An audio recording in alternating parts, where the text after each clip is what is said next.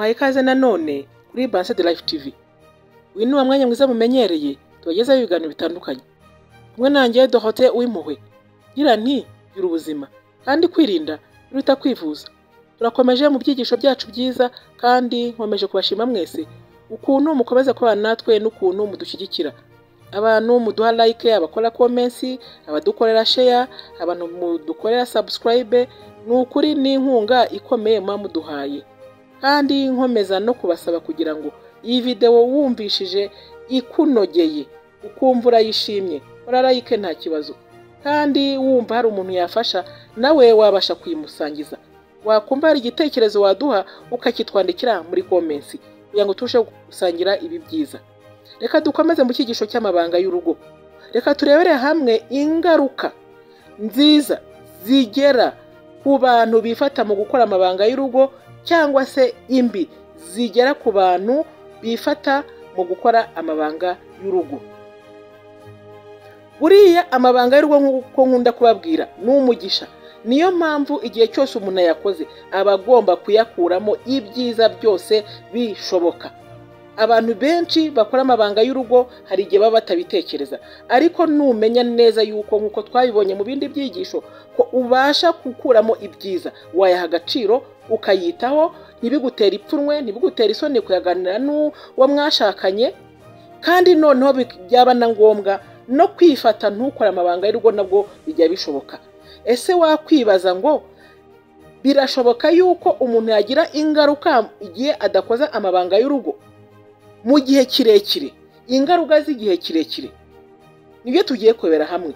Turifashisha igitangazamakuru cya Charles.com, ndetse twifashishe Dr Gilbert Bujaude, ni umusexologue, abisobanura neza cyane. Ibi ngibi tugiye kuvugaho ntabwo ari ibyo yakoze mu bushakashatsi noneho, ahubwo ni ibibazo akunda guhura nabyo n'abantu bamugana nk'umuganga w'umusexologue. Ikintu rero tugiye kubanza kwibandaho rero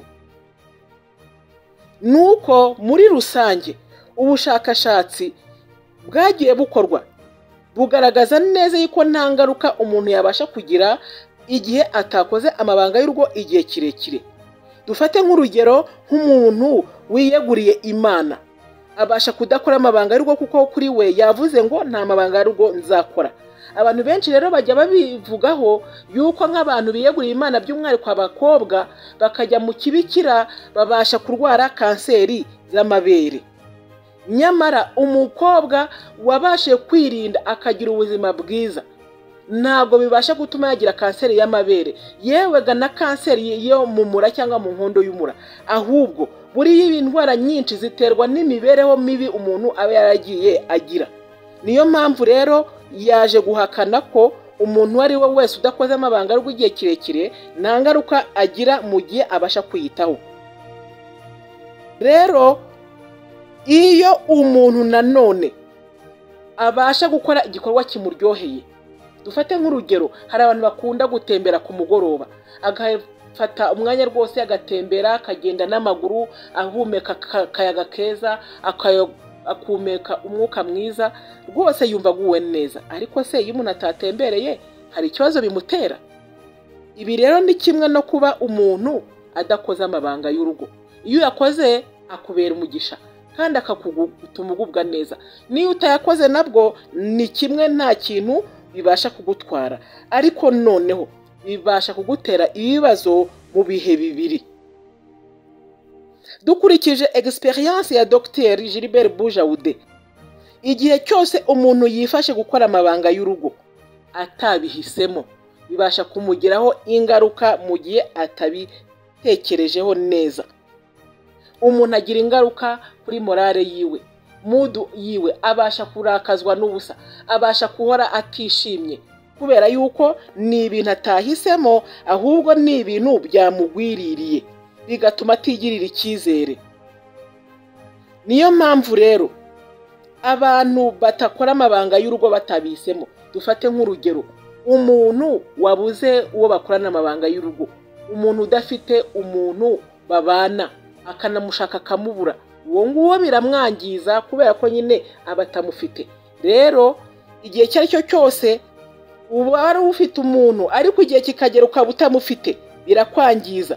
Ni igihe nanone nk'umuntu yapfakaye, umuntu wakoze divorce se cyangwa yatandukanye n'umuntu bashakanye mu buryo bumwe cyangwa ubundi, bigatuma adakora amabanga y'urugo. Bibasha kukwangiza mu gihe utabihaye ubwonko ngo ubyakire yuko nta kundi bigomba kugenda. Rero nshuti mukundwa wo nkurikiye, nutabiha ubwonko ngo bubyakire, ntabwo bizakugwa amahoro. Ikindi kintu cya kabiri, abantu bakoraga amabanga y'urugo noneho igihe kikagera bagakora pause, ntibongere kuyakora, bagakora pause nk'iy'umwaka umwe cyangwa se imyaka ibiri, bitewe n'impamvu imwe cyangwa indi. Ni umuntu wabonye misiyo ijya kure, ni umugore yagiye kure cyangwa n'umugabo yagiye kure, ntibongera guhura. Rero uyu muntu abasha kuzahura n'ibibazo bikurikira. Umugabo abasha nyuma y'umwaka yongeye gukora amabanga y'urugo ahita agira ikibazo cyo gusoza igikorwa mu masegonda, cyangwa se inkoni y'ibyishimo ntiyongere uburebure n'umubyimba bisanzwe.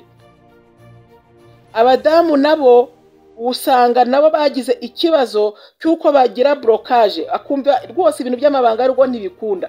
N'abagabo nabo bagira blocage. Urumva rero baba bamaze igihe kinini badakora amabanga y'urugo. Iyo ni ingaruka ikomeye kandi ibashije kuba yangije ubwonko. Hari n'igihe abasha no kujya kushiduka agasanga ibintu ntabwo bizongera no gukunda neza mu buryo bworoshye. Rero nshuti mukundwa wo nkurikiye, menya neza yuko iyo umaze igihe udakora amabanga y'urugo biba bibi iyo utabihisemo ukabikora mu buryo bisa nkaho uhatirijwe bitewe n'ikibazo wagize, yaba ari ugupfakara, yaba ari ukudivorsa, yaba ari ugutandukana n'uwo mwashakanye mu buryo bumwe cyangwa ubundi, mukamara igihe kinini mutari kumwe. Urumva umuntu ahora afite umunaba, afite umutima mubi bitewe n'uko atabihisemo nyine. Ariko inama ni ukubyakira ko byabaye, none ukatoza ubwonko yuko icyo gikorwa kitaba, mbese ukagifata nkaho wagihisemo, kuko iyo wumva ko ari amahitamo yawe ntabwo bikwangiza. Ikindi gikurikiyeho nanone, iyo umaze umwaka umwe cyangwa ibiri udakora amabanga y'urugo bitewe no gutandukana n'umuntu yagiye mu kazi, ntabwo ari ibintu bigira gute bikuryohera, birakwangiza. Uko amabanga y'urugo yagendaga ntabwo agenda neza. Rero nanone ibyiza byo kuba wabasha kwifata mu mabanga y'urugo igihe kirekire ari uko wabihisemo. Ikintu cya mbere rero nanone, iyo wabihisemo bikongerera imbaraga zo kwitekerezaho no kwiyitaho. By'umwihariko abantu bahitamo kudakora amabanga y'urugo kuko bafashe icyumweru cyo gusenga, bafashe umwaka wose bari mu bintu bijyanye n'amasengesho.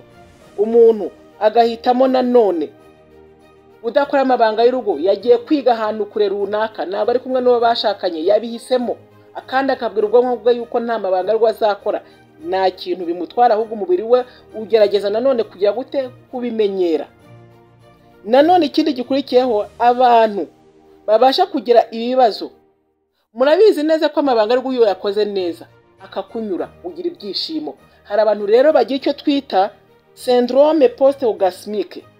Ni ukuvuga ngo umwanya wo kubyishimo nyuma y'amabanga y'urugo ahubwo agira umunabi, akagira umunaniro, akumva rwose nta n'ikintu yakuyemo. Uyu muntu nawe iyo ahagaritse gukora amabanga y'urugo biramufasha, kuko nawe biramuruhura, bikamuha ibyishimo, bikamwongera kumva yagubwa neza kugeza igihe azongera gukorera kiriya gikorwa cy'amabanga y'urugo.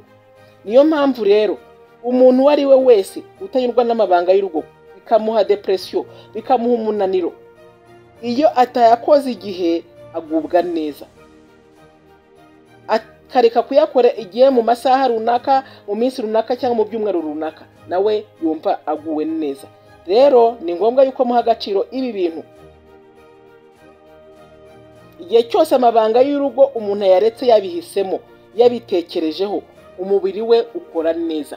Ariko iyo atabihisemo bikamubaho bimugwiriye, umubiri we ugubwa nabi. Niyo mpamvu rero abantu bagira ibibazo mu gihe batabihisemo, bakabibona rwose ibintu by'amabanga y'urugo byanga, bagomba no gushaka umuganga w'umusexologue akabafasha, noneho akabaha treatment ituma bongera gukora amabanga y'urugo neza kandi babyishimiye. Rero nshuti zanjye, kwirinda biruta kwivuza.